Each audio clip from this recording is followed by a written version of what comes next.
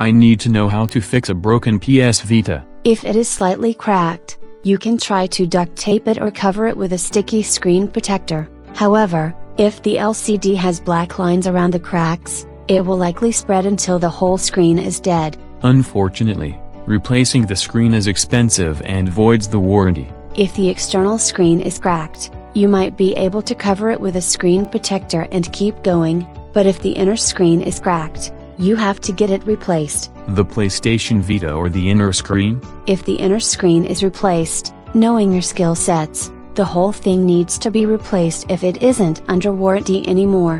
What if I find instructions on how to replace the screen myself? A replacement OLED screen and parts to take the unit apart without damaging anything costs around $100, about as much as Sony charges for the repair.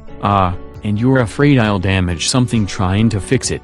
If you had to replace the camera in the PS Vita, you use the same parts to open it up, take out the touchscreen controller cable, remove cases, remove the wireless card. I've heard you have to replace that if it can't connect to the internet. I'd reboot the Vita and the routers and make sure I was in range of every router with proper login credentials before disassembly a device to troubleshoot it. You don't think that's worth the trouble? To get to nearly everything that breaks on the PS Vita, you have to go through the front. After you've removed the back and control cables and flex cable, then and only then can you reach the right button board. If that wasn't working right, the first thing I'd try is wipe around its edge with a cotton swab dipped in rubbing alcohol. It is way more likely to stick or malfunction from grease and grime than break. When you get to that area, you have to take the button board out, then the left shoulder button, ZIF socket. I don't even remember what that does. It is next to the Wi-Fi antenna. If the PS Vita is damaged enough to break the Wi-Fi antenna, which is buried so far in device, there are a lot of other things damaged too. After you take the Wi-Fi antenna and boards out, then you can get to the rear camera to replace it. You have to dig that deep because it is near the front of the device. If the battery is dead, the process is a little simpler.